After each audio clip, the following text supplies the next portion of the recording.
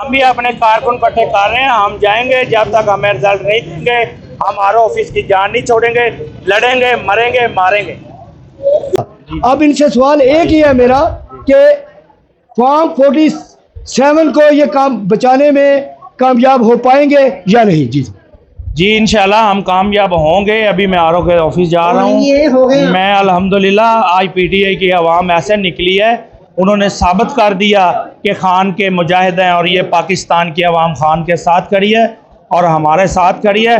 Voter ही सिर्फ हमारा निकला है और कोई वोट निकला ही नहीं है। नून लीग का रो रहे हैं, इनकी शक्लें बता रही हैं आपको कि बुरे हालात हैं। इंशाल्लाह आज लीड के साथ आपको खुशखबरी देने जा रहे हैं। और वोट हमारे चोरी ना किए, तमाम इनके खिलाफ हो चुकी है और वोट जो है हमें पड़ रहा है, बेशुमार पड़ा है।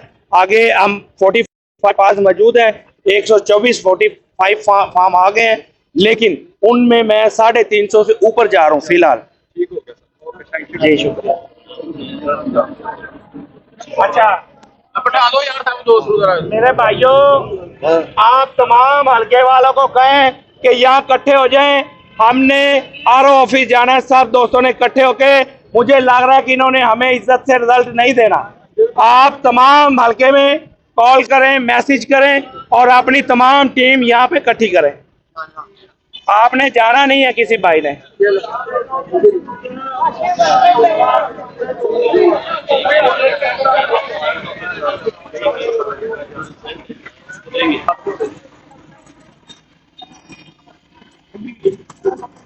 जी सर, आप कह रहे हैं कि आरओ के दफ्तर की जाने की हम तैयारी कर रहे हैं, तो हमारे पास जो खबर पहुंची है कि आरओ के दफ्तर के सामने सारा जीटी रोड ब्लॉक कर दिया गया है और पुलिस ने वाटर कैनन टैंक मौजूद है। पुलिस कारकुनान से निपटने के लिए तैयार है, उसके लिए आपकी क्या हिकमत अमली है? हम भी अपने कारकुन इकट्ठे कर रहे हैं। हम जाएंगे, जब तक हमें रिजल्ट नहीं देंगे हम आरओ ऑफिस की जान नहीं छोड़ेंगे, लड़ेंगे, मरेंगे, मारेंगे। जी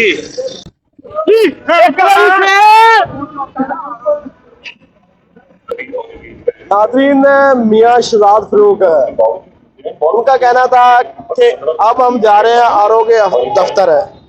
कह रहे थे कि मुझे लग रहा है कि ये हमारे साथ 2 नंबरी करेंगे। वो आरओ दफ्तर के लिए रवाना हो चुके हैं। देखते हैं कि क्या वो अपना इंसाफ ले पाएंगे या नहीं ले पाएंगे, ये तो आने वाला वक्त ही बताएगा।